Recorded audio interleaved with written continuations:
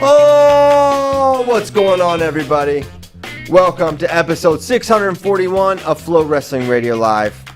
I'm your host, Christian Piles, joined just two today, but it's pretty big too. Ben Funky Askren, Kyle Brackey, both here, ready to get the show going on a Thursday. Ben, what's going on? We got crazy thunderstorms here.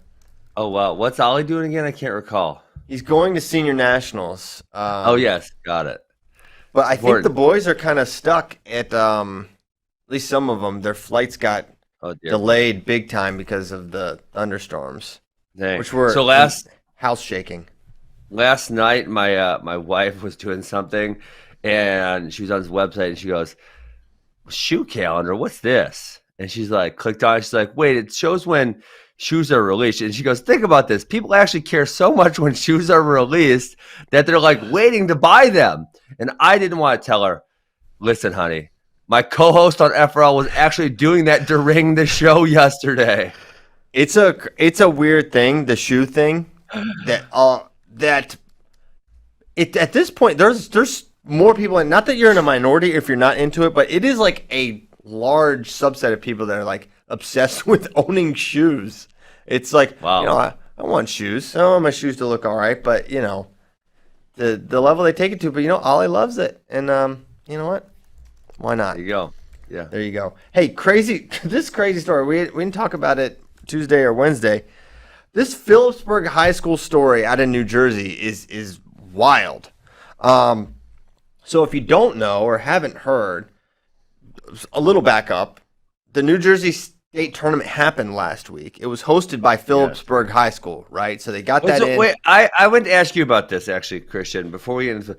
Does that mean Big Jimmy Mullen just skipped it or what? Him and PJ Casale, they're like, we skipped our New Jersey State Tournament so we could try to make world teams. Really? Yes. Wow. Pretty impressive, especially when winning a state like New Jersey, where winning New Jersey states is a huge deal, not just like in national prominence, but like if you're from New Jersey, that is such a thing that you really aspire to do. Yes. So for them to say, you know what, why don't I just forego that so I can make a world team? Not that anyone questions which is more prestigious, but in New Jersey, it's an actual legitimate question. Absolutely. And so that was really interesting. Wait, you made the world team? Yeah. Yeah, but did you win Jersey States? I didn't think so. I loved your accent there, Ben. Oh, man, Jersey accent not my strongest. But there's some dude on the boardwalk saying, "Yeah, but you didn't win Jersey States." You sound like a Chicago area mobster. I was never a varsity athlete. Yeah, never had the makings of a varsity athlete. So, Phillipsburg, they host the state tournament last weekend. Okay, on Monday, their head wrestling coach is arrested for he was in a scheme where a threat was made to expose embarrassing information unless a school district official took action consistent with their demands to influence a tenure vote. So in some states, like New Jersey, you can get tenure after so many years of teaching, and then basically you're unfireable. So in order to lean on the appropriate people who would have influence over tenure, he basically is like, "Hey, I'm going to embarrass you." This is Coach Dave Post. A 74-year-old man named George Shilmonok is also involved. This is a weird story. And the fact that it's almost like that they waited to the end of the state tournament. They're like, well, we don't want to disrupt the team or anything. And then on Monday, they put the bracelets on the guy. It said he's won 6 team state championships. Yeah, this is like not a small wrestling program. And they had some issues like some years ago as well. And now this is totally crazy. I can't think of a story quite like this in wrestling, although I'm sure there's been something, but very weird. So I want to know what info they got on the guy. It's probably, what there's embarrassing information for people. Could be, come on. Who knows? But it's really scummy. Tenure is so. Can we just say like? It's weird. That's how weird. Pathetic. It's a weird how thing. pathetic that like you want. And I don't know who's trying to get if the coach wants tenure, but it's like basically in my opinion, you want tenure so you can do a bad job because you're not confident in your abilities to maintain employment, right? Why would you? I think tenure is a bad thing, personally. I don't know why you would want Agreed. it. Or I understand why you would want it, especially if you're a person that maybe doesn't do a good job, or you routinely blackmail people, and you might need some extra protections. Maybe those kind of people would like Sometimes tenure. you gotta blackmail people, Christian. Don't tell me you never done it. Like your kids, you probably blackmail your kids. Like, listen, if you don't tell your mom that I took you down this scary hill, then I'll give you some candy. Boom, blackmail. I honestly don't. I'm not saying I'm not above it or below it. I don't think I've actually done that. Ever? I don't know if I've ever said about anything actually serious, like don't tell your mom.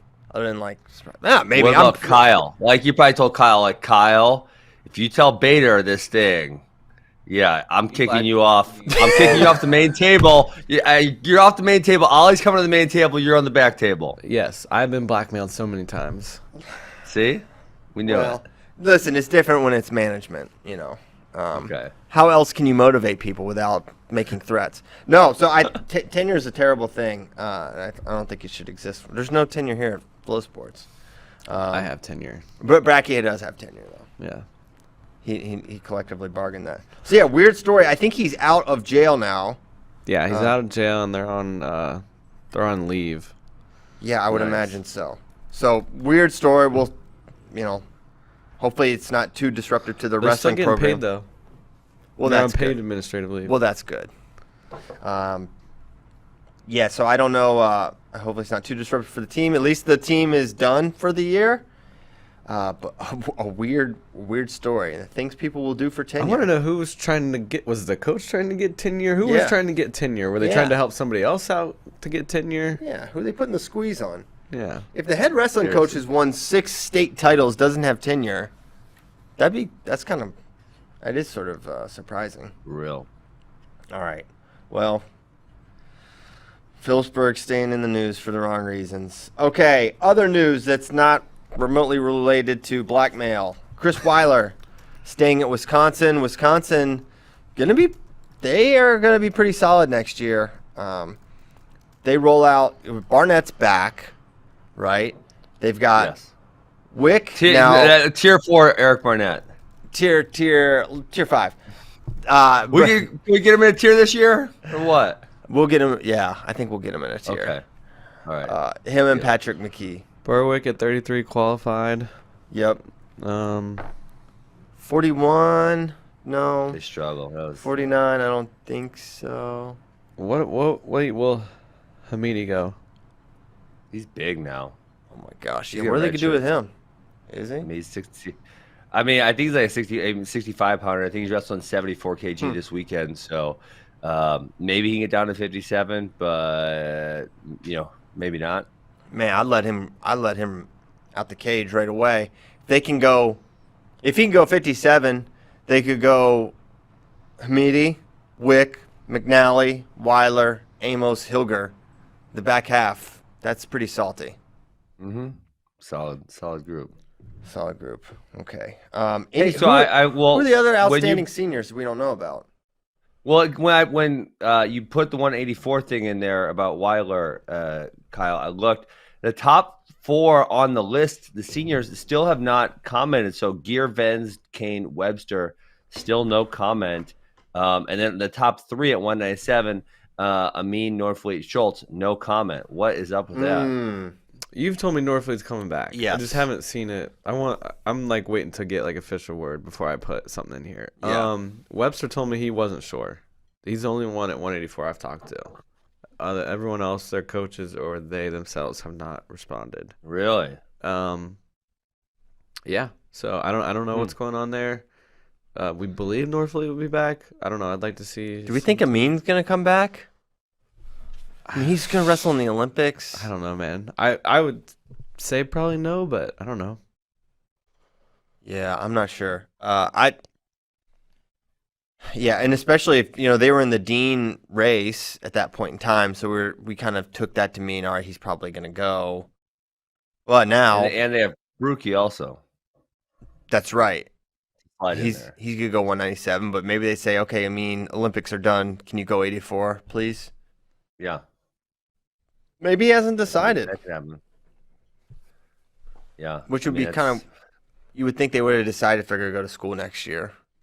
At this point in time, I feel like that's a decision you got to start making. The other big one on the list that's not there is Ryan Deacon. Still no decision. That makes me wonder if like maybe he's trying to get into grad school at Northwestern and maybe he's struggling with that and wants to go somewhere else, or who knows. But again, we're getting late. We're almost to May now, and these guys probably need to be making up their minds of like, hey, am I going to sign a lease for next year? Where am I going to live? Am I going to get a job? Like, there's a lot of decisions you have to be made. It's not like you just do something the next day.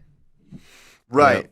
Yeah. So you feel like these guys probably know, but maybe just aren't putting it out there yet. But definitely a surprise for some of these just to not have clarification. And Bracky's been on it, but hasn't been able to get to a ton of the information just yet. So kind of a wait and see. So we did the senior preview. Did we get any notable senior entries since? No. Okay. No, late entries could go through Thursday. I think all of Nebraska's seniors are going to return, and there's 3 on the list that you do not have marked. I heard from Chad Rad. So you have Van Schultz and Lance. You do not have marked. P.S. And you think they'll be back? Yes. Because you literally just texted Brian Snyder and he told you that. Listen, I don't know. Maybe that's what happened. You never know. I saw you look. Yeah, okay. All right, so maybe from Dr. Brian Luther Snyder. He said probably. Probably. All right. Well, I'm gonna put that then. Probably. Put probably. Put Ben said probably. Likely. Put Ben said now probably. it's a likely. It would be. I think we should put likely. Why not? All right. I don't see why not. That's what they do like on the injury reports of the NFL, right? It's like they say maybe. Let's say probable, yeah. Yeah, Probably, this is just our injury Doubtful, report for their college wrestling experience. Yes. Right. So they're gonna be back. They're likely to return. I love it. Yeah. Okay. So yeah, Nebraska will be good Juniors. yet again. Let's talk. Yes. Let's talk some juniors. So, 57 kilogram juniors is like 6 to 7 times tougher than 57 kilogram seniors in this crazy world we're in right now. So 57, quite a few tough contenders. What are your thoughts on this weight overall? I think for me, the one I'm most excited about is Greg D. And that, sorry, I'll let you go, Ben. Oh no! I was trying to find the preview for that. You guys have the Here, list. I'll put it. Okay, I got it now. I got it. I was searching your main page. Yeah, I mean, Greg D is one we haven't seen compete in a while, so that's very interesting. Richard Figueroa. I don't want to say he's been on a downswing, but I would say his stock has dropped some this year. He lost to Ayala. Yeah. And then who did he lose to at Dapper Dan? Unger. Mm-hmm. So Ayala's stock is really high. Matt Ramos obviously won a cadet world title a few years, but hasn't been killing it. Noah Certain was great on his feet at NCAA. Is terrible on bottom, but he doesn't have to do bottom at this tournament, so maybe that's good for him. Yeah. So again, a lot of really interesting contenders, and for me, I don't think there's one that's like, oh yeah, this guy's going to win for sure. Yeah, there's a lot of names here. I mean, it's super deep. I mean, we just watched Cale Hughes. He had a really good run. Cooper Flynn in the mix here at 57. I really like him a lot.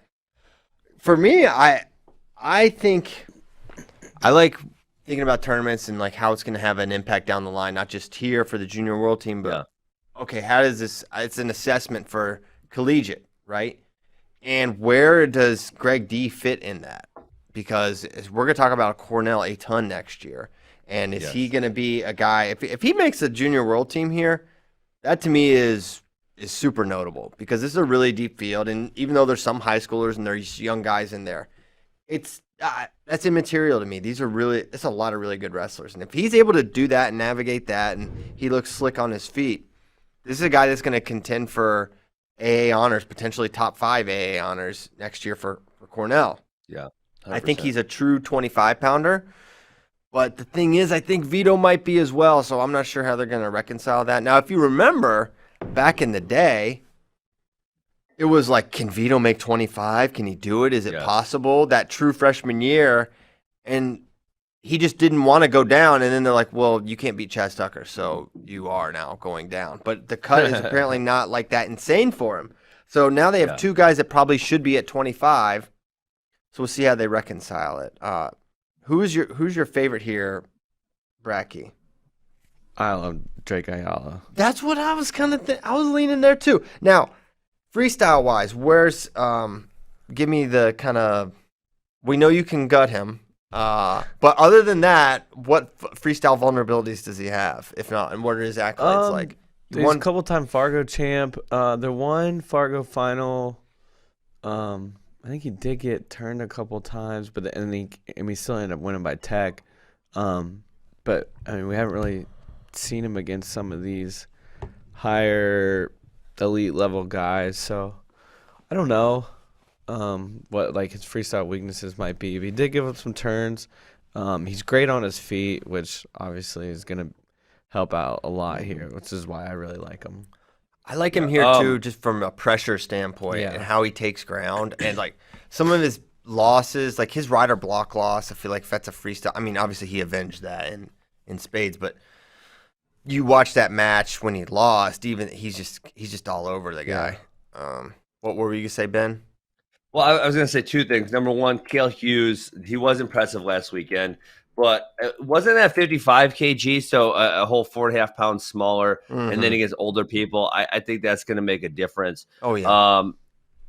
Yeah, and the second thing I was gonna say was I actually commented when I first said something about this weight that Matt Ramos hadn't had necessarily a great couple years, and really in folk style, it's we haven't seen him for the Gophers at all, and maybe that's why I was thinking that. But freestyle, I'm reading JD Rader's preview. He's got wins over Darren Cruz, Frank Pirelli, Brandon Courtney, Jacob Morin, and Pat McCormick. Like, why has he wrestled any folk style matches? Can he just not beat Pat McKee so he's not the starter? Yeah, I don't think he can beat McKee, and there's still like some inconsistency there. Like I'm pretty sure the same tournament he beat Darren Cruz, he lost to Skylar Petrie on the front side. Yeah, because Darren Cruz, Frank Pirelli, and Brandon Courtney. Like, if you got wins over those three, those three, I would say would be the favorite. If you threw them in this field, they're the favorite. And for whatever reason, he doesn't even have JD. Didn't even put Ramos in the top 4. I mean, it's dicey. I mean, inconsistency. Well, maybe it's not. Well, because of Matt Ramos's inconsistency, you mean? Yeah, correct. That's what Kyle just said. Yeah. Man, but those high end wins, you would take that over high end. Yeah. What's Greg Giacomo-Hollis's best win? Richie Truly. Biggs. When was that? A while ago. Yeah. Not recently. Yeah. So he beat Courtney and Cruz and Britton Longmire, who enters every tournament. Except, where's Britton Longmire now? This is Britton Longmire. Oh, a senior. No. Yeah, he should. Why isn't he in there? We could have used him in that senior bracket. Britton, it's not too late.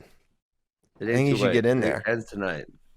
Man, I have a hard time picking. So you like Drake. Who do you like, Ben?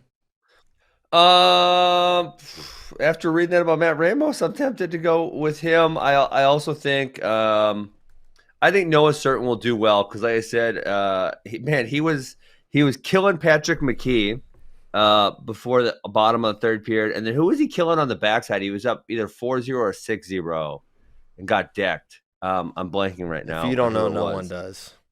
It was not. I know you guys know. You guys have the bracket memorized from NCAAs. We do. Totally. It was.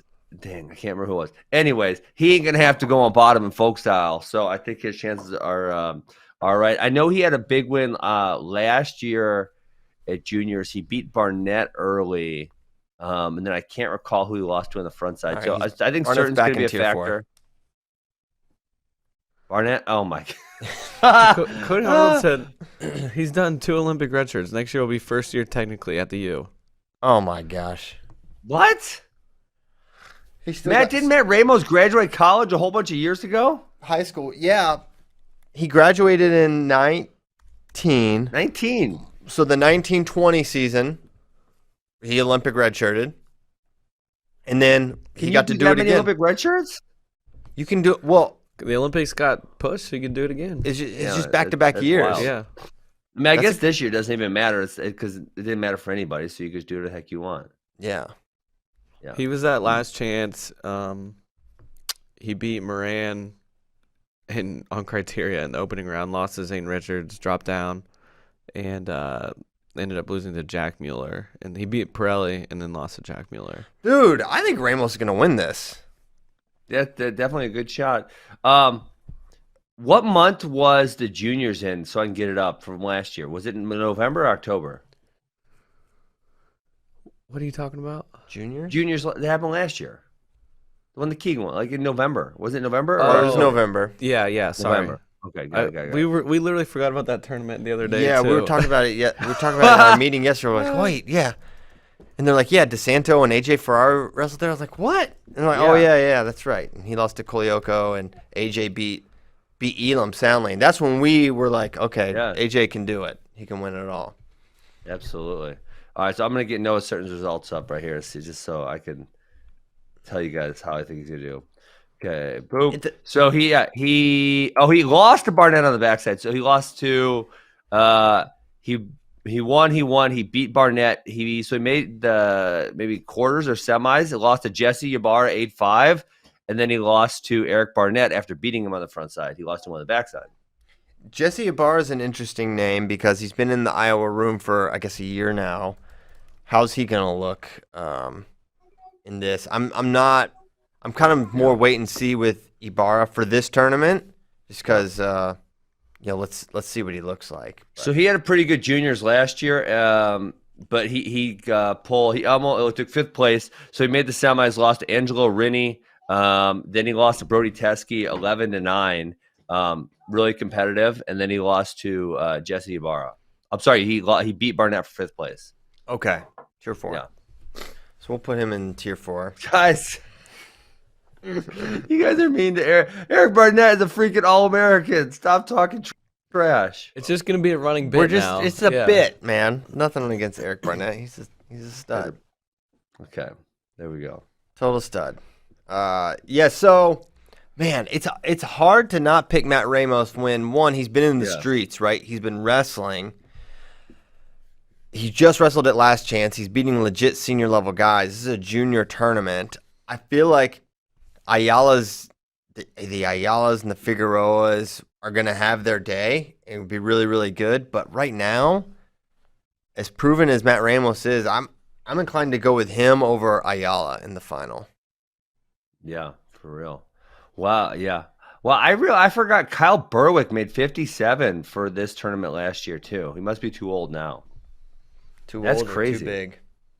Yeah, wow. I'm going to go with Matt Ramos also. I'll stick with my original thought of Drake Ayala. Who is Bracky trained? Bracky Wrestling Academy. I'm going to start taking credit for him. Like all those people just like take credit for guys they like maybe had in their room one time. Oh, yeah. Oh, yeah. That exists. That exists. Credit. For sure. Credit takers. They're dorks, though. Okay, 61. This is the weight of weights. Nick Bouzakis, Jesse Mendez, Julian Klebov, Jesse Vasquez, Reese Whitcraft, among others. It's a Colin Shriver. I'm kind of excited to watch him again. Why does Julian Klebov get such a high mention? Obviously, he had really high-level success in the past, but he hasn't really done all that much. He got a high mention because he's just like in the order of the list. He's right there. Not that he's I'm not putting him on the level of okay, well, I mean, Jason Burks, Dom Serrano. I think because he's a blue chip recruit and people know his name. Got it. Yeah, I won't be putting him in the top 4, so don't worry. Well, JD Rader has him under top contenders. That's why he does not have him listed in the top 4. Okay, but all right, it's just out of respect, you know. Got it. So is this one for? This one might be for the high school number 1 pound for pound? Yes, it is. Yes, it will be once the seniors come out. which will happen in this summer. Which will happen in the next month or so. Yeah. When do you guys pull the seniors out? Because lots of times you do it after cadets, but obviously I noticed you didn't do it after cadets this time. I think is there a For date? Fargo, right? I think usually after Fargo, Or it's after. like the changing of the guard type thing. Yeah. Okay, cool. Yeah. Yeah, because those seniors can go to Fargo. It's Yeah. weird. I feel like sometimes we have taken them out, and it's like, oh, you wow. have. It's like Kanan Store's unranked. It's like, okay, well, he was second, Yeah, and I he like waiting graduated. until after Fargo and like doing like a final set, like with them in Yeah. there, and then like maybe like Pull the 'em out. next week. Yeah. Yeah, I remember one year it was like Griffin Perriott, Mitch McKee, Taylor Lamont all were unranked. It's sort of weird. Yes. Yeah, that does make it weird, and then it almost makes it feel like you have more good kids because essentially, if you some of those weight classes, there's like 12 seniors. You pull them out, you got 12 new ranked kids, Yeah. and so now you have all these ranked kids plus all these kids who were ranked, and it just it makes it seem better, bigger, whatever. Right. So for this one, I feel sort of confident that Buzakis is going to win. I think he's just kind of like we talked about yesterday. I think he's one of the few like generational kind of guys you get out of high school every couple of years. I think he's one of them. I think Mendez is going to be an amazing college wrestler, really, really good, and would make the team at a lot of different weights. But I think he's going up against a guy who's just that much better. And it's interesting because these guys apparently recently trained together. Yeah. I think. Oh, really? Yes. How'd it go? Well, I don't know. No one's telling us. Huh? Hard scraps. That's what I heard. I'm sure hard scraps. Yeah. They both like tough wrestling. What's your thoughts, Ben?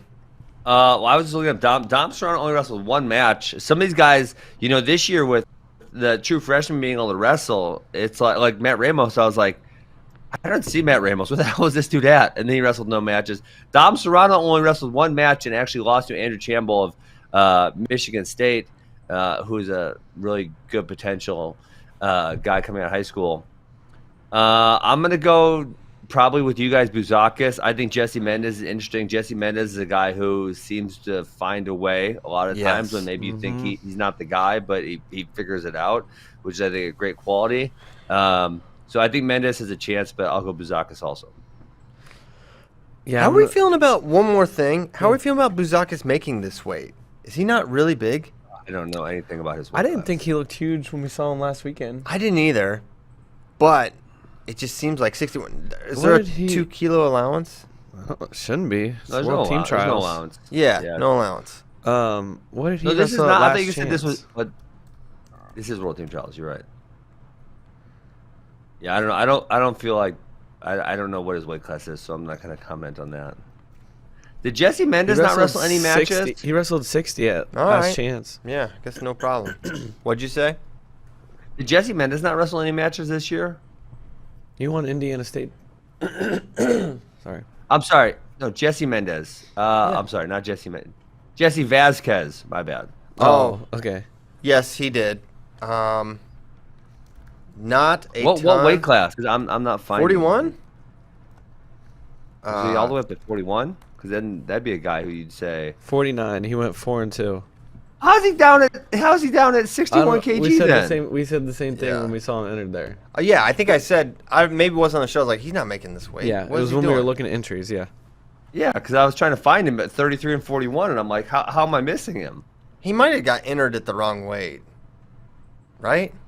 He wrestled It's 6 always a weight classes. possibility. Yeah, there's 6 matches at 149 here. That would be Yeah. bizarre that he wrestled 49 and then he goes all the way back down to 60 kg. Most 61 true kg. freshmen are dumb growing, thoe We do know Yes. that much. But that's still a 15-pound difference. Well, I was being sarcastic, too. Oh. JD really high on Jesse Vasquez, having him top 4. I'm not so sure. Yeah, I'm not. I don't Got know. it. So, what about you, Kyle? I'd take Buzakis, but man, I cannot freaking count out Jesse Mendez. No. Like Ben said, he always cannot. finds a way. He's gonna make this a freaking war. I just feel like Buzakis might just be just a little bit ahead of where Mendez is right now. Physically, too, right? Yes. But yes, Jesse does have that winning quality that, makes you want to pick him. But I think we'll look back. I think it's a match we'll look back on, in years and be like, it's like I'm trying to think of another, maybe not Zane Pico level, but because, I mean, the loser of that match had 3 undefeated NCAA seasons, but I think He did pretty good. it's up there. It's up there. I think it's an amazing match and one of the better ones we've had over the last couple of years. Mm-hmm. Okay, so that's 61, 65 top contenders according to James Dean Rader, Bo Bartlett, Josh Saunders, Josh Edmond, Chance Lamer, Cole Handlovich, among others. Thoughts on this weight, Ben? I love 65. I'm excited. I think I'm more excited for this one than the other one because I've watched Bo Bartlett, Josh Saunders, Josh Edmond compete so much. I'm really excited to see how Josh Edmond stacks up against Saunders and Bartlett because I think most people are putting them a tier above him. But Josh Edmond obviously won the juniors last year. He had a great run. Let me remind you who his run was. And Josh Saunders was in that bracket, but Josh Edmond, he beat Julian Klebov by tech fall. He beat Jesse Vasquez, Cameron Piccolo, and then he beat Bryce Andonian in the finals. 10-0.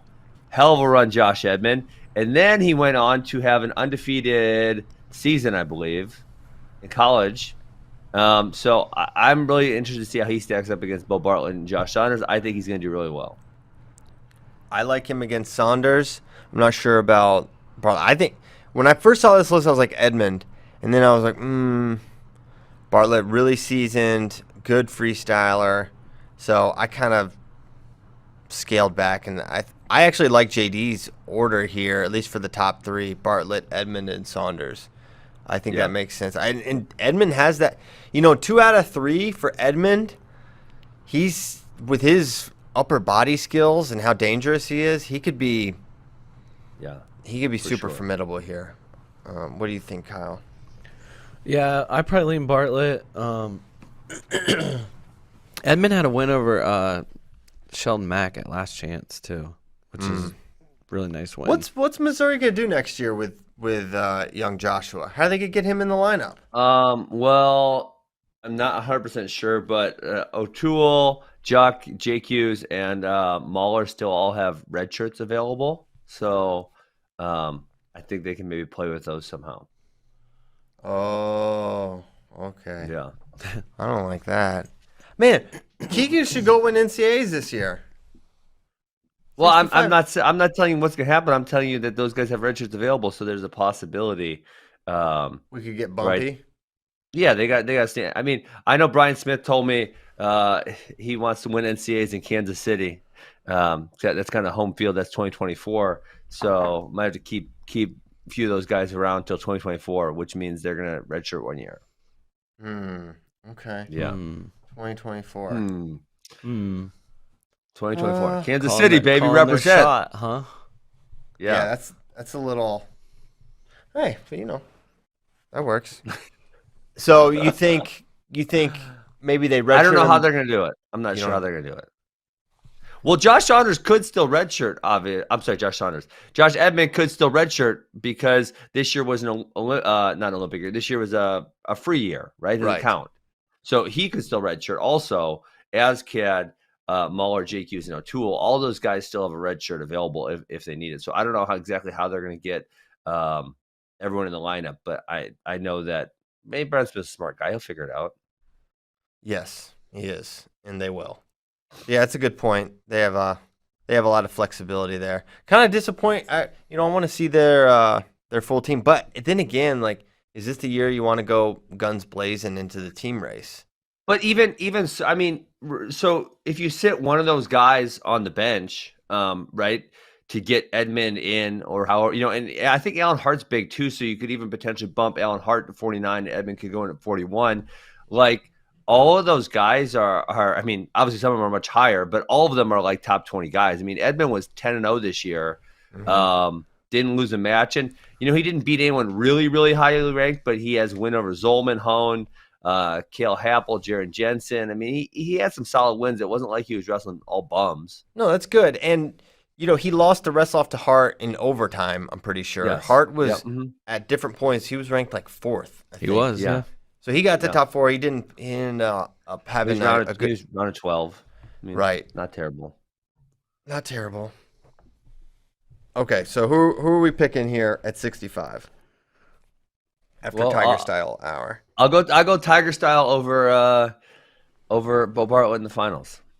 Tigers are bigger than Nittany Lions, just from a biological standpoint. So, Yeah. man, did Josh Saunders default out after he lost last year, or did he lose twice? He lost twice. He lost to Anthony Ferrari on the backside, and he lost to who the hell is Cole Seabrecht? That's the he's kid from good. Iowa. He Yeah. dresses at Iowa. He's not bad. I remember that happening. We ran that match and everything. Yeah. Dang, that was But then Cole Seabrecht lost to Ferrari and Voinovich, so he did not play. Saunders is a very tough guy to And Sammy Alvarez. prognosticate. Yeah, because, I mean, he almost beat Matt Kolodzik at Last Chance. He was kind of in control that match until late. And then, like, a month before Last Chance, he'd gotten tech falled by Van Ness, and then he tech falls Van Ness. Yeah. Yeah, he's all over the place, huh? Who knows? No Van Ness here? I guess Yeah, Van Ness has been everywhere. Why is he not here? I don't know. I can't believe he's not here. Yeah, that seems abnormal. I mean, because he tried to go Last chance qualifier. right, and then he wrestled at the Ultimate Duels. Maybe they're like, hey, relax from competing for a little bit. Could be something like that. You think? I mean, if And aren't preps this week? Could it be Yeah. that? So maybe he's wrestling at the preps thing. Yeah, but this is, I mean, like you said about Big Jimmy Mullen, the Cadet World Team over the Jersey States. I mean, this is a big deal. I would argue that besides making a senior world team, a junior world team is one of the biggest, I would say, honors or accomplishments that you can have. I mean, it's a big freaking deal.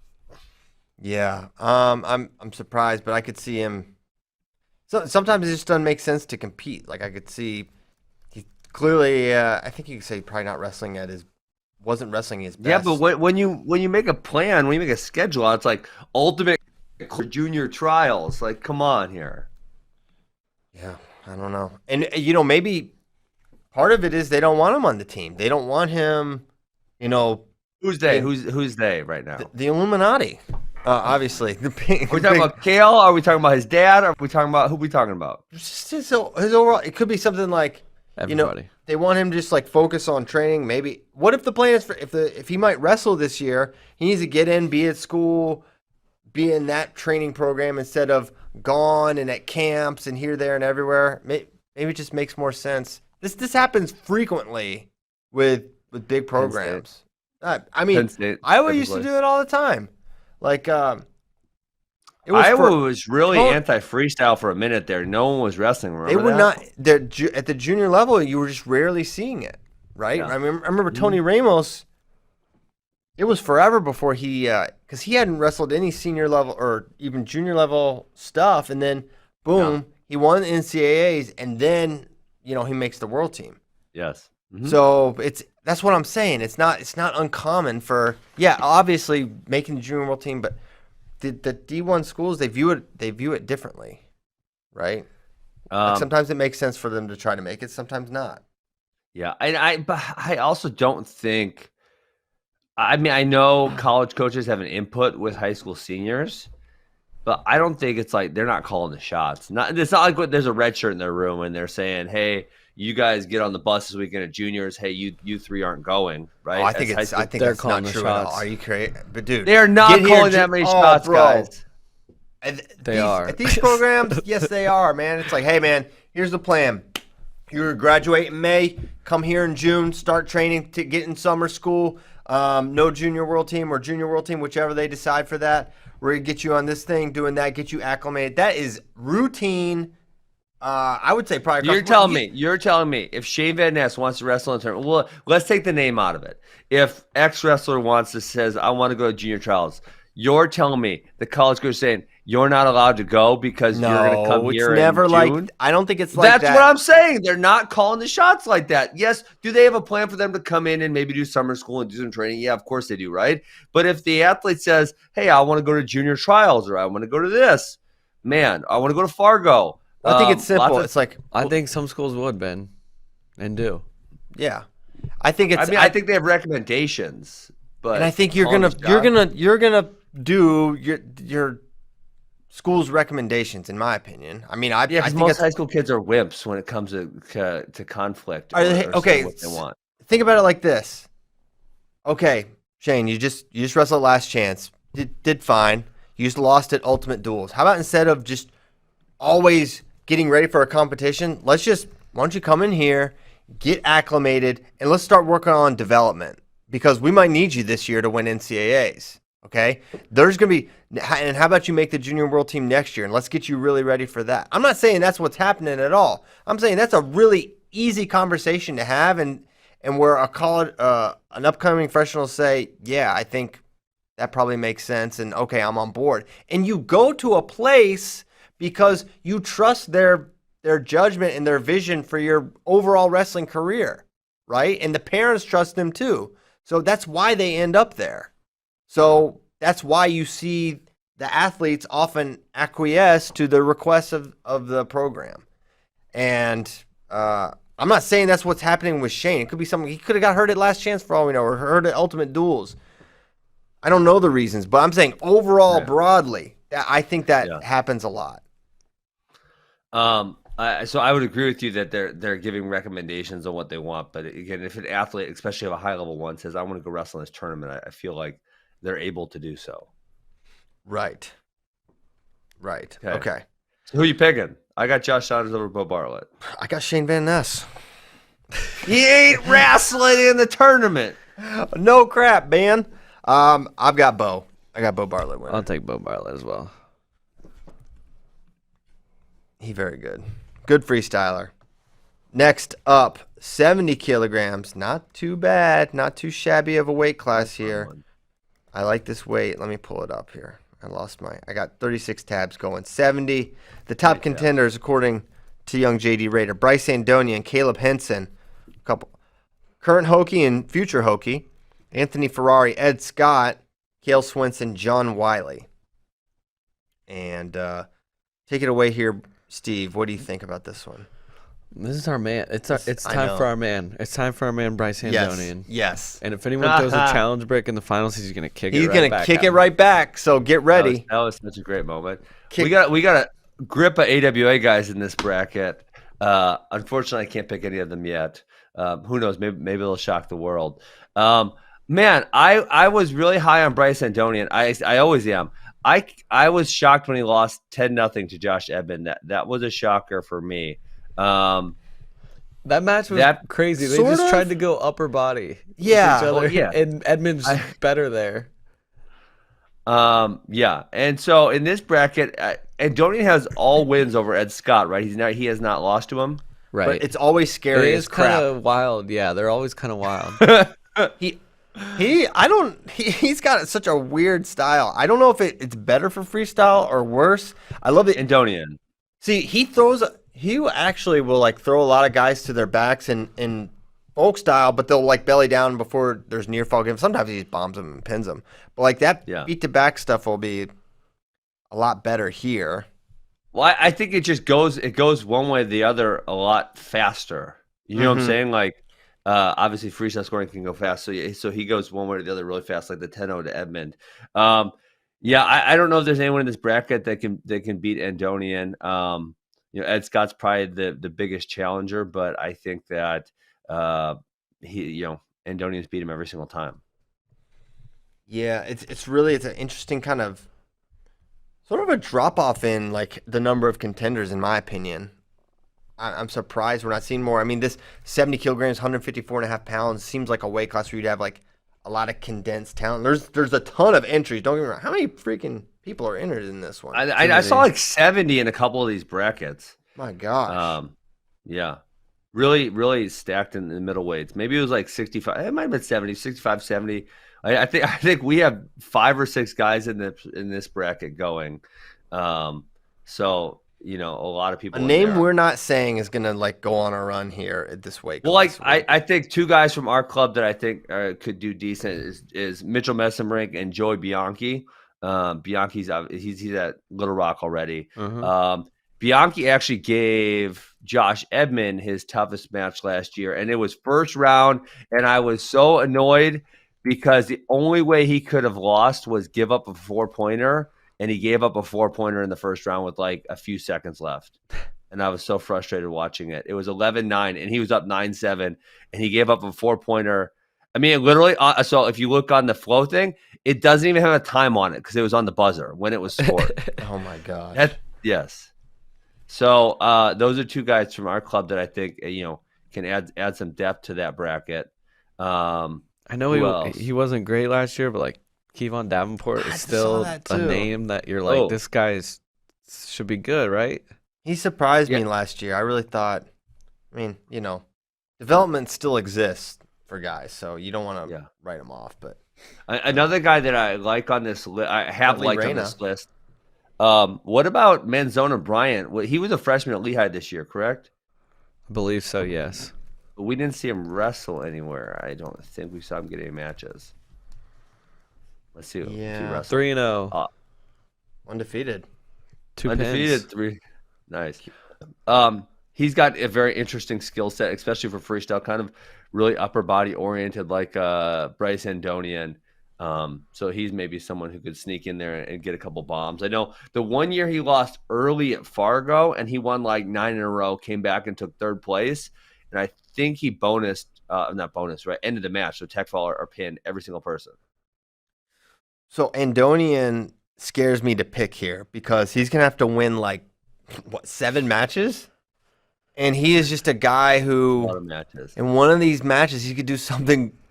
He just has goofy moments and just get like, and especially in freestyle. But some of these earlier matches are going to end quick. Yeah, he's just going to bomb some dudes. You know what? Yeah. Don't be scared. I'm not scared. You're scared. Yeah, OW, Bryce Andonian. OW. Oh, stop. The weight's No, not you tough stop. enough to be OW. It is if you pin everyone. Okay, fine, fair. Possible. He's right. It's possible. If you get 7 pins. If you get 7 pins, he's gonna win the Junior World Team Trials Gorian Award. What's Aaron Gandera doing? Because he had some really good success in high school, but I don't even know where he's at. Well, he was at Fresno, so he's looking for a new home. Oh, got it. I do not believe he has found his new home yet. Yeah. Hey, Sounds like some 74 shenanigans almost... are going on at Fresno, by the way. What do you Maybe more to. Yeah, I think this. I mean, in addition to just having bad judgment, I think they're doing some scummy stuff with the coaching staff there. I think more to come, but really? Just shenanigans with Coach Steiner. Chamberlain just got announced at Utah Valley yesterday. Okay. So Nice. So they didn't lose that guy at least. Okay, so 70. We're going Bryce Andonian. You're going Mitchell Messenbrink. No. I said I can't pick my guys. I think Mitchell and Joe Bianchi both will. I think they'll get some nice solid wins. They haven't proven themselves enough to me pick them over, say, Ed Scott or Bryce Andonian yet. So I'm going Andonian over Scott. Ben, 216 Wrestling Club in the Facebook chat wants to know if you remember when Manzona Bryant almost decked Keegan at Super 32. Really? So I remember Manzona wrestling. He actually wrestled Joey Bianchi at Flow, and he got up big. And Bianchi almost came back, and then Manzona also beat Medora at Fargo. I don't remember him wrestling. He said it's in the first 25 seconds at Super 32. At Super 32 of which year? 2018. Shoot, I don't remember that. Oh yeah, he has a cradle. Oh wow. Oh yeah. How are you guys? You guys clicked on the? Did he put the link up or something? It's freaking Oh close. my gosh, he rolls through. How are you guys watching this? It's on Flow. It's on Flow. Well, I mean, who sent you the link? Send me the link. I just found it really quick. You just Google Manzona. I'm gonna send it to Tyler. Yeah. Okay, so. Yeah. Then what's the final score? Does Keegan pin him or something? I don't know. I didn't watch that. I stopped. Oh my god! Hold on. Send the link. I rewatched the Zach Sanders highlight. 11. Oh, he pinned him. Oh, okay. Double 11-6 arm when he pinned him. Dang. Crazy. Yeah, man. Jordan Bryan's got some good skills, man. He I was really in does. the quarters. He looks cooked Oh, here when he I gets do pinned. remember that match. I remember. Yes, that was wild. Dang. How did Yeah, I was there. Keegan do? Did he win this year? That was the year he won. He pinned the Michigan kid in the finals. Okay. What a beast. Yeah. Okay. Say 74. 74 is a lot of fun. I get to pick Oh one of my guys. gosh. Oh my Sure. gosh. This may be the best weight. The other best I think weight. it is. There's 3 best weights. But this is I don't know if it's the most exciting one. DJ Hamidi, Alex Facundo, Kyle Valencia, Keegan O'Freakin Toole, Julian Ramirez, if I didn't say him yet, Clayton Ulrey, he's tough. Chase Saldate, we like him a lot. Who else am I missing? Kay DeVos, AJ Kovacs was a really good high school wrestler. Sonny Santiago, really solid guy. So yeah, I mean, quite a few Aurelius tough Dunbar. people. Oh, Dejon Johnson. Boom, there we go. That's AWA guy at Northern Iowa right now. Okay. You got quite the funnel there. Quite the tunnel from You got Wisconsin 4 to. guys. Yeah, there.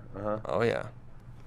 Oh, speaking of Panther Train, apparently, Panther you never addressed this, Ben, when I sent you What? the text message.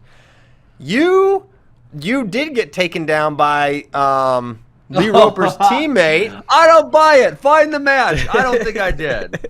You don't think you got taken down? You can read the text message if you want. I don't think I got taken down. You think, okay, Ben's story about tapping someone in a cradle was against a teammate of mine, Neil Martin. I was Matt's side. He did get a takedown, and Ben almost killed him. I don't think so. Find the match. Ben, listen, why can't you admit you got taken down? I mean, I'm being very literal. I don't think that happened. Really? It's possible. It's definitely possible, but I don't think so. I cannot find. You Ben weren't like Askren someone that versus like, Neil oh, Martin. I don't get No taken one comes down. up. You got taken down. Yeah, I can take it down sometimes. Do you think Neil Martin's too good to take you down? All right, Southern Scuffle was off 2005. Let's see. It's just going to show a fall there. It's not going to have like Yeah. this score. We lost to Minnesota that year, unfortunately. Oh my goodness! Yeah, Probably this is because you mess. got a team How am I point finding taken away results for here? choking out Neil Martin. No, I didn't get team point. That's perfectly legal. You were strangling This him. is Yeah. it. Quarterfinals. Oh, Ben Askren defeats Neil Martin by pin in 2 minutes 21 seconds. It sounds like he took you down. You choked him out. Okay, okay. Here, listen. I'm going to tell you why I don't think that happened. Okay. Don't hold it against me. I'm pretty sure. So I ended up tech falling Travis Frick in the semifinals 23-8, but I was up big in the first period, and I chose down. And Travis Frick sucked me back and got a 2 near fall count. And I remember being really pissed because that was the first points I think I gave up all year, besides letting someone go on an escape. So I don't think Neil Martin took me down. I don't have the match to back up what I'm saying, so maybe you guys don't have to believe me. Well, you're an honest person, so I believe you. I just feel like, yeah. Here's the thing: when you just start mowing through everyone, it's like it can all kind of run together. But Yeah. I feel like someone like Lee and Neil, they would like have a vivid memory. It's like, holy crap, he took him down, Possible. right? You know what I'm Yeah. saying? Uh-huh. So, it just pulled more into focus. Who's gonna win this? I think we all know who we're gonna pick. You know, Neil Martin lost to Jay Borsel for 5th place in that tournament.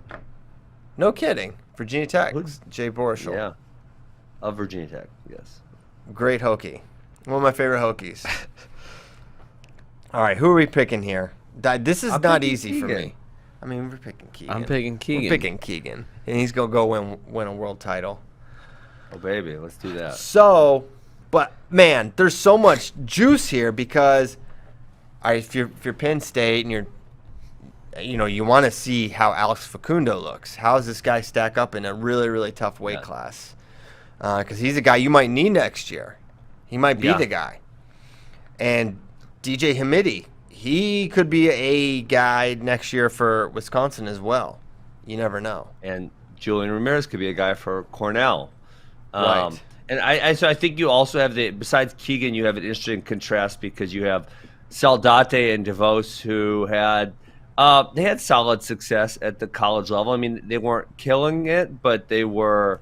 Let me see. I think they're both NCAA qualifiers. Good for their let's see age. Yeah, I mean, so DeVos, he went to NCAAs. He won. He beat Chase Saldate first round, and then he lost to Hidley, and he lost to Wyatt Sheets.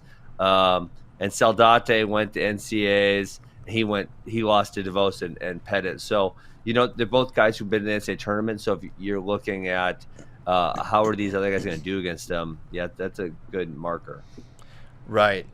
Yeah, they're solid dudes. I like Saldate a lot. I think he sort of underperformed at NCAAs a little bit. We had a really good Big Tens. And Yes. Then, yeah. What do we think about Kyle Valencia here? I guess I'm just embracing that we're calling him Kyle, even though it's Kale. Kyle. Yeah, damn. Saldate did have a good Big Ten. He lost to Caleb Young, but then he won 4 matches in a row before losing to And he beat Kendall Brayton Coleman. Lee. Yes. Yeah, it's a good win. Double dang. What's Kyle Valencia been doing this year? Because California obviously canceled their season. I don't really recall seeing him anywhere.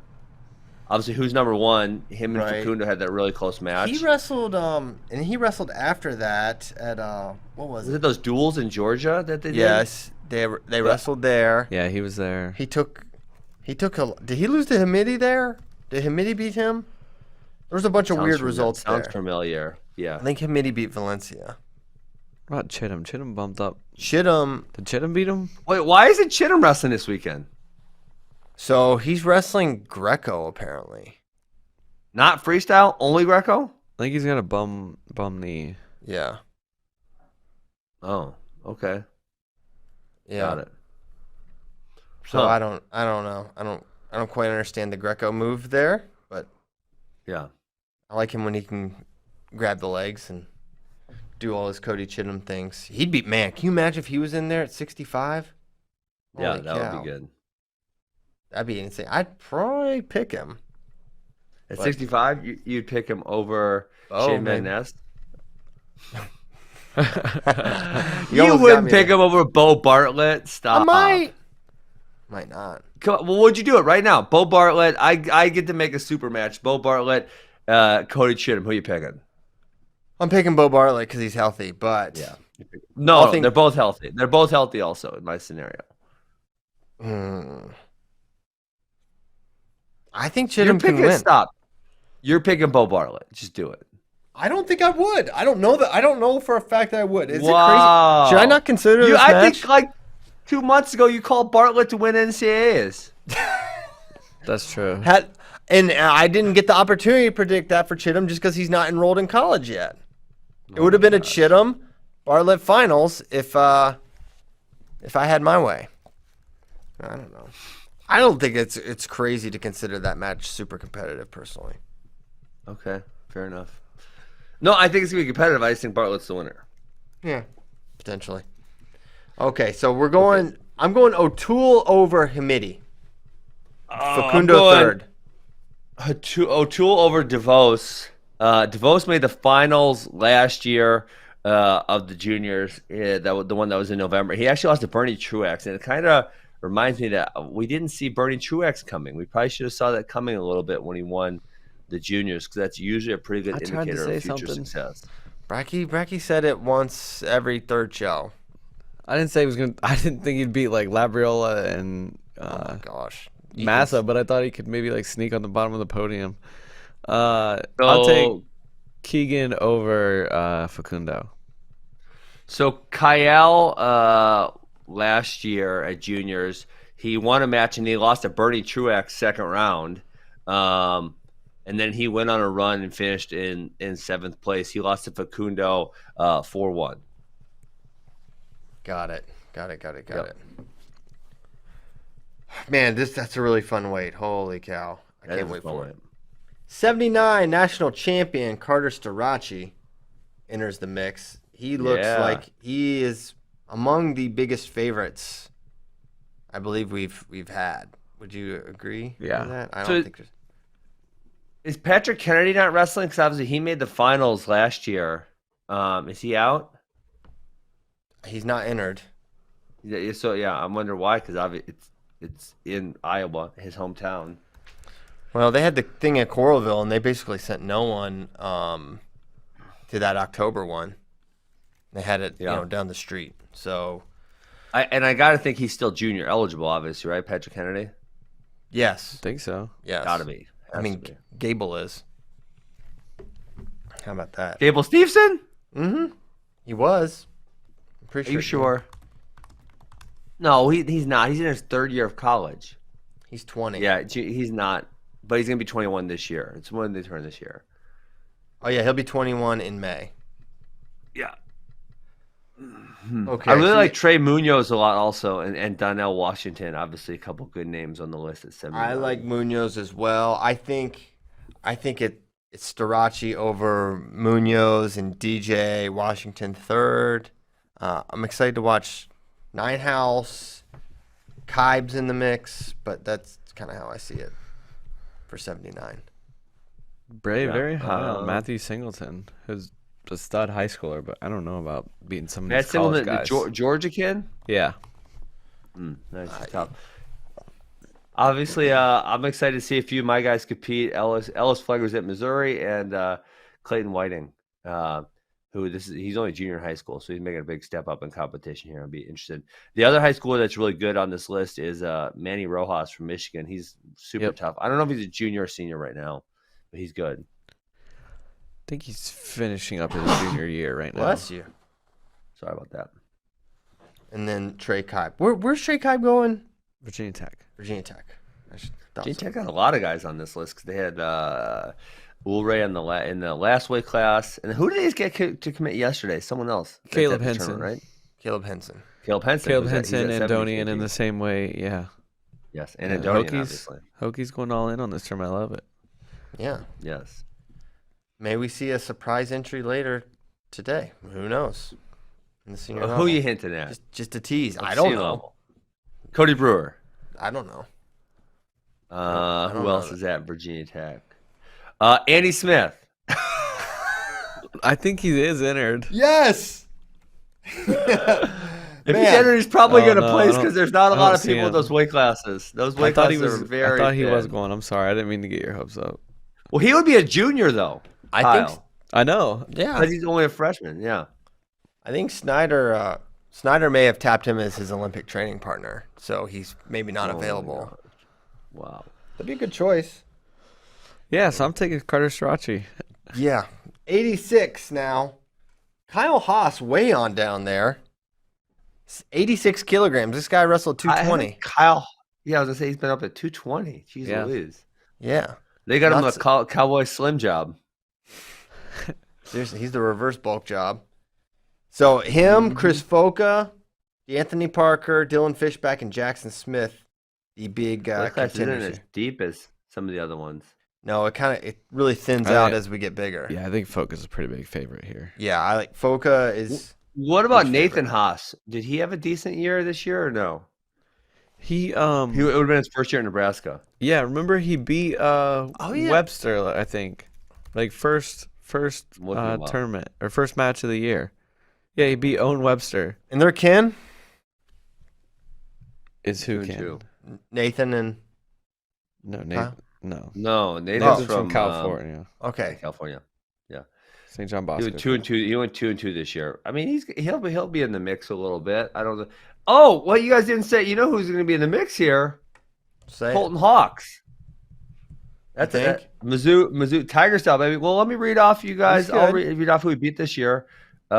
He had a pretty solid year. He couldn't start over Jeremiah Kent. He was 5-3. I think he beat Samuelson, right? He beat Samuelson, number 24. He only lost to Parker 3-2, and then he only lost to Britt Wilson, number 9, 5-4. So he was in some matches with some really good guys.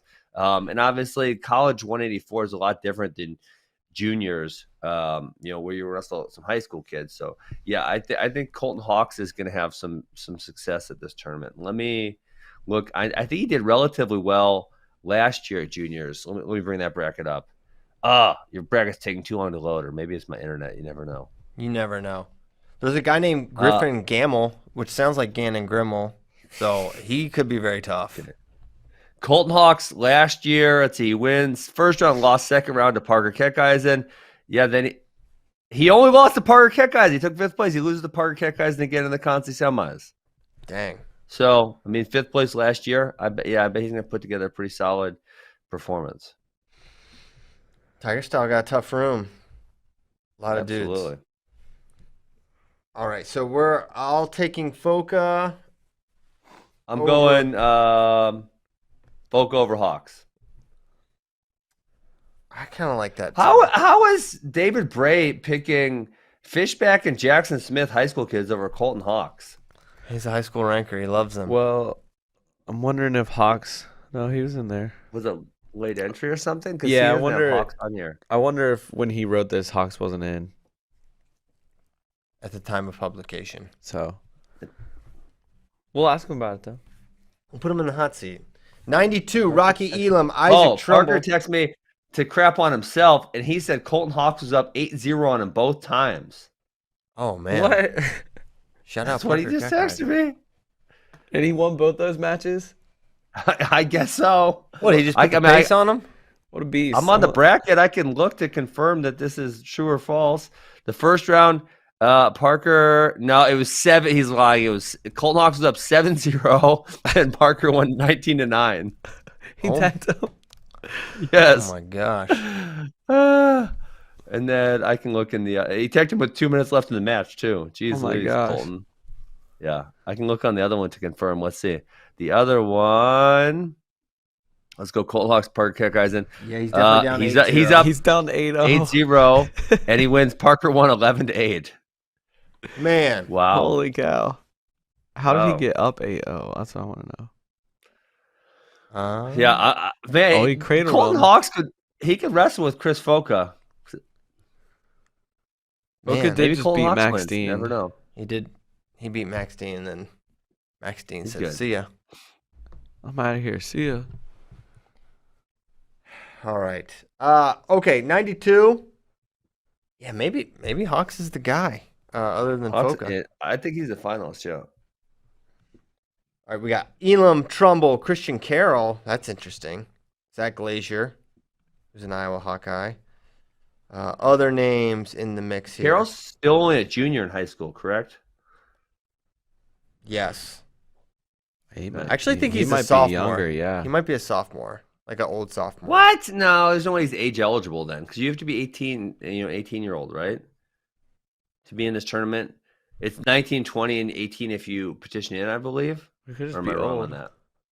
He could just be old. Wow, this 92 bracket's small. Sophomore. He's a sophomore. Wow. Yeah. Hey, there's one kid, John Gunnarsson, who trains at our Madison facility. He won state this year. He's a freaking beast. Tristan told me he did 20 muscle ups in a row the other day, What? which I didn't see with my own eyes, so I can't comment that it's true. But this dude's strong. Can you He's do a real muscle strong. up, Ben? I've never been able to do a muscle up. It freaking sucks.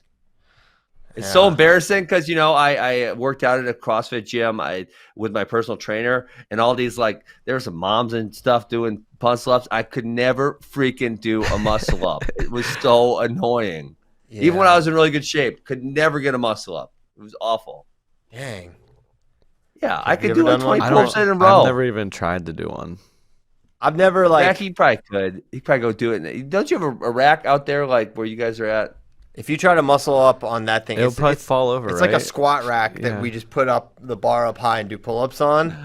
If you started doing gyrations Swinging on it? yeah, it would probably fall. Wouldn't be so good. Okay. Well, I'm all in on a guy. Maybe I can get workman's comp though. Then. Yep. then that on top of your tenure, and you're a made man. Yeah, I'm a made man. Can't be touched at that point. Basically a capo at that point. All right, I've got Elam winning this. Yeah, I think he's a pretty big favorite. Pretty big fave here. Yes. Are all these guys? Man, Tiger Style could have the whole team. They might go certain Edmund O'Toole, Elam, boy. Hawks Elam. This They is might like have the half the nine damn All-Americans team. thing Tiger again. style, baby. Let's go. Ben's never more excited about Missouri than I just before the realized it. tournament. This is this is when they were gonna have 9 All-Americans and finish 10 points back of Iowa. Yeah, that was and Andrew Cerniglia was going to make the semis. Oh man, why didn't you guys tell me he was so bad? He's Well, not that's all- bad. we basically I think I must have watched him like one time and been really impressed, and then never watched any of his other matches or something. It's Yeah. not that he's bad. It was just like he hadn't beaten anybody. He's a true freshman. He hadn't beaten anybody. He did have one. He only had one loss, but it was a not good one. And we just tried to tell you And that. his path was terrible. Yeah, it wasn't an easy path. Pretty sure he lost in round 1. Yeah, 'cause I think definitely. he had He did. Berge. He definitely lost Or round like, one. yeah. Yeah, he had Brady one Berge. like He that. lost him. Yeah. We Wow, were actually 97 talking about weak. him this morning because Christian asked about Poznansky, and so I was looking at the big board coming out of high school, and Cerniglia was like 18 or something like that. Oh, really? Pretty good. Yeah. But he was true freshman this year, correct? Yeah, you probably watched him at like PA States or something. We're like, I really like this Yeah. kid. Yeah. That thing. I must have watched him somewhere, and then He'll have his day. It just wasn't going to be that day. yeah. Okay. Next up, big favorite, Braxton Amos. Yeah, we I feel got like every way we're saying this as we go up, because that, it's like true. the favorites just get Braxton Amos is the biggest favorite of the tournament, I think, this weight is because the weight's not great. Bray was trying to find 2 people to put 3rd and 4th yesterday. He just And found a was guy with a like- Russian name. He was like, Bracky, who do I freak do I put 3rd and 4th? But Amos and Lau, I mean, should be pretty far away from the rest of this field. And then Amos, I'm I feel like impressed- there's a pretty big gap between Amos and Lau as well. Yes. Yeah, I'm impressed by Izzy's recruiting skills. He went all the way to Russia to get this guy, Oz Braille. Smart. Very yes, smart. So, Braxton, someone on the ground needs to find out how big Braxton Amos is and if he can make 197 Is there really only 12 people in this bracket? That's it? currently. I remember one time Junior World Team Trials had 2 people in it. It was Roeder and Snyder. Do you remember that year? I do not. It was like Oh, I 2. do remember that. But that wasn't the open. That was the trial. But yeah, the 97 bracket was smaller. Yeah, and then no one thought they could beat Kyle Snyder, so only 2 people showed up. That was weird. Yeah, I think it was him. He maybe had to beat one person, but I'm pretty sure it was there were not more than 3 people in that bracket that year. Yes. Hashtag Kyle Snyder effect. And then heavyweight, a little more interesting, certainly Yes. more interesting than 97. Luis Fernandez, Luke Luffman, Chase Horn's entered. That's kind of interesting. I like him. Mm-hmm. Wyatt Hendrickson, Pete Christensen. Jacob Bullock had a solid high school career. He's at Indiana right now. Was an Illinois kid. Josh Heinzelman. I really like Wyatt Hendrickson. He's kind of a beast. Huh? No, He's he kind loves. of a, dude. He's He a beast. loves Wyatt Hendrickson. Big 12. He was the NCAA qualifier this year, correct? Yeah, he's just rolling dudes up. He just runs people over with arm bars. He's only like a freshman. Yeah, he loves Wyatt Hendrickson. I mean, 16-5 as a freshman. He pinned Brandon Metz. I just ran him over in a bar. Multiple times. He pinned Brandon Metz twice. no one decked pins Luke Brandon Metz Luffman twice. at the NCAAs. Yeah, this kid's good, and y'all need to recognize it. He scored 2 points on Gable Stevenson. He beat Hunter Katka and Jordan Wood. They were near fall. That's good. He turned Gable in a Beat tilt, I'm pretty Luffman, sure. Katko, Jordan Wood. When are you guys going to start respecting Wyatt Hendrickson? That's that man. Dude, he beat I was Jordan Wood? actually- Yes. All right. Hendrickson, Hendrickson might be the favorite of this weight class. him or Fernandez, I really like Luis Fernandez, too. I do like Luis Fernandez a lot. you won't pick Hendrickson to win this bracket. Make the Junior World Team win a Junior World I title. will. I'll pick the troop. Boom. He controls the airs. Yeah. Controls the airspace. He's going to Louis control, Fernandez- which means he should be going Greco because he can control. That's true. Dang, Yeah. Luis Fernandez didn't wrestle any matches this year, but 2 years ago, he was 26-4. He was in the streets just fighting everybody. We had him I think 14th before Ivy League pulled the plug on the season, and that was him not getting to wrestle a lot of guys either. Like he might have been a much higher rank guy. He just didn't get to hit a lot of guys his 1 year at Cornell. I'm going all in on the troop as well. Graham and Gas Tank Geary. I'm going Hendrickson over Fernandez. Let's go. I'll go Fernandez over Hendrickson. Okay, now we have some balance. Fair and balanced. Mm-hmm. All right, that's Junior World Team Trials. It's going to be freaking electric. Awesome. Saturday and Sunday gets going with junior and senior freestyle. Going to be very, very fun. We should go to questions because it's 9:30. That somehow took a really long time. Well, because there's some freaking awesome brackets. I mean, we honestly, knew it the was juniors much better is- than seniors. Yeah. That's why So we much just want better to than get seniors. seniors out of the way yesterday. This was Yes. not an FRL question, but it's a question from a guy who's maybe been on FRL, Brock Height. And he said, name a guy that transferred from a small school after having success to a power program and improved. He said, I can't think of one. I was there. I mean, I thought I saw that question this morning. I didn't think too much about it. I should have thought more about it. But one easy one's Mola Wall. That's from my era. Went from Central Oklahoma to Oklahoma State. Took third at the NCAAs, and then obviously had a lot of international level So think success. D1 to So D1. yeah, then Brock like tweeted, he's like, I should have clarified. I was talking like D1 to D1, not JUCO What's or the- like another what's the level. difference? Well, D2 So, like- would be a so- four-year college also. Yeah, but he's thinking D1. So like a guy like Andrew McNally we're talking about, from a MAC school to Big Ten. Like Yeah. if he were to take a big jump at Wisconsin, like he goes from like blood round 10 to 12 rank guy to like top 3, like something. What about like that. DeSanto? See, Bracky and I argued about this. I feel like he is on the natural trajectory for his career. Yeah, that's true. Bracky's like, I did think DeSanto got better at Iowa. yes, he little got better. better, but he was going to get better at Drexel too. It's true. Because he's You very know, driven. that's my thought, and we'll never know the answer. And obviously, We'll never Iowa freaking know. is the best place for lightweights right now, and has been for years. But So you're looking. So like, I guess the point of the question is to find people that would not have achieved what they did, at their smaller Yeah. school, right? Like So, you're yeah, saying, you I took a think- jump because Right. you went to the bigger Mhm. school. Yeah, and I, mean, I think what he's probably saying is that a lot of people, he's saying a lot of people think that making that jump will do them a lot of good, and lots of times it's just not true. that's what I think, and that's what I kind of agree with it. I kind of think. Yeah. Go ahead, Christian. Sorry. No, I think a lot of these guys were going to be about what they were going to be. Obviously, programs can elevate, but I don't think we've seen a ton of evidence that these guys, have major shifts. Joey McKenna, Stanford to Ohio State. I mean, He was you like probably a- say he was going to be good anyways, or was already He was good, junior potentially? world silver. He was like a freshman at AA. freshman. He got third Yeah, as a so he didn't freshman. really get better. So, not really. I don't Was think there there's someone Penn State snagged? Like Andrew Long, I guess, Kyle was already Cannell. good. Cannell Cannell went didn't from get any better. Long was He got second worse. at Iowa State, and he was third. I don't know. I'm Yeah, sure I mean, some one guys. of the things with the small college thing, when they're there, they're getting a lot of focus from the coaching staff, and and Yes. lots of times they're kind of used to that. And then when you go to the bigger programs and they have tons of good guys, you might not get the same level of attention that you did when you were at the other program. Right. Okay. So it's an interesting question. If you're listening, hit us up with some great examples. I thought that was a good question, and I didn't have like a super.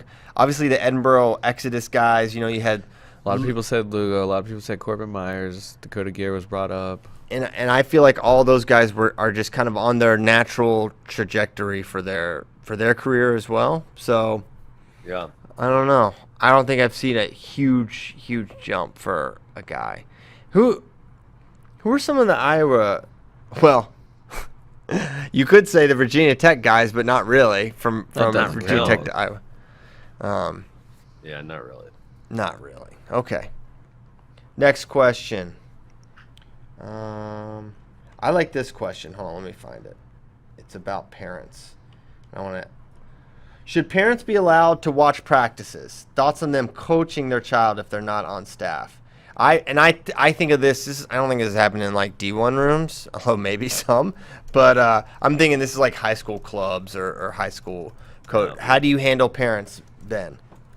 We don't let them coach. If they're saying stuff during practice, I generally like ask them to stop. Yeah. Have you had major issues with it, or Only one person ever. only one person? Yeah. Got it.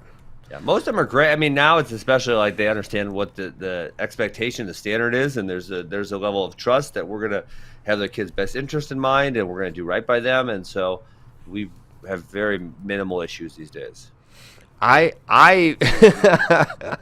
it's fun. Like, I love that I can watch Caleb's practices, but I've never done it, but there are times where I want to yell an instruction or a reminder or a thing at him, and I don't do it, but I really, really, really want to do it, and I know that because I know it's what should be said to him right now, but there's a room of kids, and they're not just watching Caleb like I'm only watching on one kid, so it's like it's not getting addressed, and I want to say it, and I don't say it. So, my whole thought process on that, though, Christian, is that, obviously coaching helps, right? It definitely does. But there's also should be a level of accountability to the athlete where even from a young age where they have to think about, I need to do this to make this move right. And like, it should not be every rep getting corrected. It's like you should, if they're doing 10 reps, you as a coach walk around, hey, make sure you adjust your hand a little lower or pinch your elbow or whatever it is. But, if you stand over them, they're not taking any accountability for their actions, right? And so it's like, while you may say it one time, at some point it needs to click in themselves. Hey, I need to do this. Oh, hey, coach told me that. And that's kind of like, if you want them to have that real long-term success, they're going to have that accountability to themselves. So when nobody's watching them, they're still making those adjustments and doing things right and thinking, oh, does this feel right? Oh, wait, that's not quite how it looks. And they're thinking through it themselves. They're having that problem solving ability. It just, because that's life, right? When you grow up, if Kyle's having a problem, Christian's not gonna be standing over his shoulder and fixing every single problem at Flow. Kyle's gonna have to figure some of that shit out himself. Yeah, no doubt. And I try to all right, I'll he blackmails me to figure it out. I do. It's great. He's very blackmailable. So what I do is I'll watch the practice. I'll just kind of be thinking about the things. I'll let the practice in, and we'll drive for a little bit, and then maybe that day, maybe not that day, because after practice he's kind of cooked. And I'll try to bring up a few of the things that I think are most important that I think didn't get addressed. A lot of them are just sort of attitude and mentality related more so than technical. But anyway, I think the topic of parents with youth wrestling is interesting, and I know one of the things I'll say from which I think it's probably either developed before we ever get them or even while we're coaching them, right? It's like in the home, it's like, be tough, work hard, like those type of things. Yeah. Like if they come to us, they already have those. Man, that makes my life easier. I don't have to teach them how to be tough. Obviously the kids who need to be taught that, probably those are the ones who benefit most from it. Mm-hmm. Because they're not getting it home or somewhere else. But it does make our life easier when like my son, if he falls down, or my daughters, they don't lay there and cry till mommy or daddy comes over. They get up and they keep playing because they've understood that laying there and crying is not acceptable. And, they're a little tough in that way. And so if we can get that, like those type of things, hard work, toughness, if we can get those things built into our kids from the parenting, then that makes my job a lot easier. For sure. I'm pretty sure I'm remembering this correctly, but I think, does Izzy not let parents even in the room at all? I don't think so. Yeah. Yeah. So some people take that even that much of an approach. Yeah, I will tell you, we did a parent ban for Corona last year because we were trying to do some more safety protocols, and it was so beautiful when there's no parents in the room and there's just nothing else extra. And honestly, with our high school practices, I'll tell you, last night between two high school practices that I was coaching, there was one parent combined at both of them. I don't want to say it's non-existent, but parents don't really show up at that level for our practices. At the youth practices, that's when it was, because the parents. And even if they're not coaching, if they're over there freaking blabbing, it's like, hey, bro, I'm trying to coach practice over here, and you guys are having a good old time over there, and the kids are getting distracted. Yeah. So having no parents during Corona was nice. Hey, I love all you parents that I'm talking not so great about right now. We have really good. No, we do. I have no parents to complain about. We have really good parents. I'm very happy with them. Right. Yes. Craig Richards. Spencer Lee didn't wrestle much in the past year and still hurt his knee. With next year's full schedule, do you think it'll be an issue wrestling a lot more, fixed or not fixed? Well, I would be stunned to see Spencer not on some sort of a pitch count next year, for sure. I don't see him in the full thing. I don't know what the recovery is going to be, because to this point, I don't think he's had surgery, which makes me wonder if he's going to have surgery. Right? Not going to have surgery. And if the first one performed well, right? He had the first one, and he apparently did not have surgery on it. When he said the Jack Mueller match, right? It should be fine, don't you think? And if it is giving issues, I got to assume they're either going to give him time off or not have him wrestle a full schedule.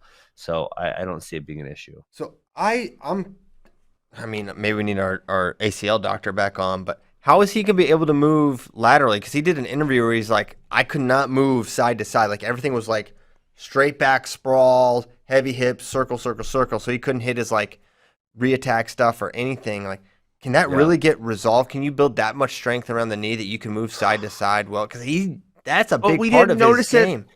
But we didn't notice it with the first one, because apparently the first one's still gone, right? And we thought he wrestled great. We'll say at the 2019 U.S. Open, the one that was in Dallas. I mean, he looked outstanding there, and he apparently was missing one ACL at that point in time. Yeah, I just, man, who has wrestled without an ACL? But no ACLs. Yeah, that's just Spencer. Oh yeah, Spencer. I mean, that's what I'm saying. It's just Tim. He's a freak. He's an alien. He's an alien. He'll win. If anyone can do it, he can do it. Part of me just wants to see him. This doesn't make sense probably for Iowa from a team perspective, but if he just got the surgeries or whatever, the most thing, and even if it meant a year, like, just come back and just be as healthy as you possibly can, and then just destroy, right, and win your fourth title and all that stuff the next year. And it would be gutting probably for the team race if he didn't return. He was their only national champion. But, man, I just think what you have is this guy that's a generational talent, and he could be a multiple world and Olympic champion. That's, like, still in the cards, in my opinion, for him. Yes. And you just want to see that. I want to see that maximized, right? Not just the NCAA piece. I want to see him go on and win. And, you know, for him, a big part of his prime on the senior level has been completely lost. Like, a big part of his prime was going to be his college years. Let's face the facts. That is when a lot of the best, their prime, and that's not really been the case for, you know, Team USA necessarily, although it was the case for Kyle Snyder. You just don't know when your prime is going to be. And what if that's it for him? What if this is his prime? And, you know, he is an alien, so his prime could extend another 7-8 years. That's reasonable. But he's clearly wrestling at a super high level, a world and Olympic contending level right now. And I would just like to see what a fully healthy Spencer Lee can do without a giant knee brace, without one ACL. Let's what about with 2 and a year of recovery, and then what happens, right? Yes. Just saying. I don't know. Just saying. We're missing his prime at the world level. I agree with you fully. Yeah. Sucks. Okay. Ben, how far do some of your wrestlers travel to any of your club locations? Levi Haynes is driving approximately 2 hours to M2. Yeah, you know, I've really heard this with Pinnacle also. That their average driving distance is quite a ways.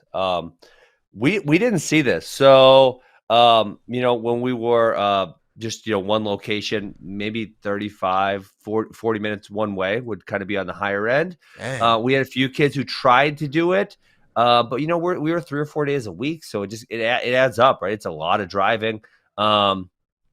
And then now that we have all the locations, we do a thing where you can practice at any location. So, we'll get kids who stop in from the Madison area or stop in from the Green Bay area, that kind of thing. And they also train, say, in Madison or Green Bay or whatever. And then last year during Corona, when Illinois was shut down, we had a handful of Illinois families who started coming up, and they have stayed with us, even though I think Illinois is mostly still open. The majority of them, I think, like 5 of 6 have decided to stay with us. But no, we don't see that level of driving. The other thing we've had none of, and I know this has happened, like, the Wyoming Sam or Blair, those type of people. We haven't really had any move-ins, unfortunately. Maybe at some point, but we haven't really had that yet. I always tell Illinois, listen, Izzy, I love you, and he's a great coach. Taxes are too high in Illinois. Izzy can't lower the taxes. Come north, baby. There you go. Let's talk taxes. How many locations do you have now? 5.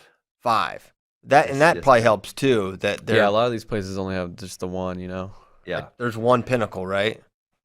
Correct, but even before we had those other locations, so when we were at 2, when we were at Heartland and Mequon, Max might have been having, because there's kind of a vacant area where there's no good clubs, say like an hour-ish north of Max, and it's 2 hours to Green Bay. The kids who like the Bianchi family, say from Two Rivers, that's I think an hour-ish from Max. They were coming down, but yeah, we don't see the 2-hour thing like you heard with Levi Haynes or you hear with Pinnacle. Maybe the other thing for us is we don't allow partial membership. So you can't buy a half membership. You can't do a drop in. We want to, whoever signs up, we're going to help those kids and that's it. And we're not going to cater to other people. Yeah, that makes a lot of sense. The crazy thing about PA, someone driving 2 hours is there's so many good clubs, right? And you can be good out of a lot of clubs and there's still guys like a Levi Haynes. They're like, no, it needs to be here. I'm sure there might be some empty areas though. Pennsylvania is actually relatively large, especially when you consider the mountains and there's some ways you can't go. So obviously, like in the Pittsburgh area, for example, there's some parts you just can't get to. Sorry. Well, it's hard to get to. There's a mountain. You can't just go from here to here. You got to zigzag it a little bit and whatnot. The Pittsburgh area's got a lot of good clubs. Philly area's got a lot of good clubs. Allentown, that area, but then there are some parts in the middle where there's just not a lot of great clubs. Well, speaking of Spencer, he was from Sagertown, Pennsylvania, which is like, I think, north. Spencer West? Lee? Yeah. I thought he was Franklin Regional. Well, yeah, and then he eventually moved. They moved to like that to the Franklin Regional area. Let me confirm. Sagertown. Yes, ex-Sagertown residents. Sagertown, PA. Let's just do some PA geography. I'm Google mapping it right now. Oh shoot, that's all the way up. That's by Erie, Pennsylvania. Yes, that's what I thought. It's almost closer to go to Cleveland from that point. Wow. Well, they they moved. Yeah. But yeah, so he was pretty far out, and yeah, you're right. It's not that far from Northeast Ohio. So yeah. I think you do see some of that, but yeah, to your point, there are probably some pockets of Pennsylvania where it's tough. Is he from Biglersville? Is that where Levi Haynes is from? Also random, but I just got the entries for national preps, and Van Ness is going to national preps. He's prepping it up. Okay. All right. Well, I think we got to go. It's 9:49. But good show. Hey, big weekend. Lots of wrestling to watch. Big weekend. NFL draft. Oh, baby. NFL draft. We ain't watching NFL draft. We're watching the juniors. We're doing both. Bracky's fingers crossed that the Packers draft another quarterback. I'll kill somebody.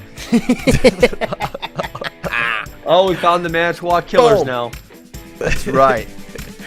Well, hey, thanks so much for listening. Thank you to Askren Wrestling Academy. They need to open one at the Dells there, right by the Culvers. Be a good spot. Right there by the Dells there, hey. Yeah, get it. That's good. Get it. That's a good one there, Ben. You got to let it go a little bit more. From Pirate Cove putt-putt. Back to your ropes. Yeah, get a lot of putt-putt overflow. All right, I'm leaving. All right, we'll see you later there, Ben. Ben's out, but we're still here. We'll see you. Oh, yeah, Thanks to Tyler for producing it. He does a good job. Go Pack, go, You know what? Go. Yeah, that's right. You should talk like that. You're an owner. Nona. Yeah. All right, well, we're going to go. We'll talk to you later. All right, Ben's been gone. We'll see you Tuesday. Yeah. Adios, amigos.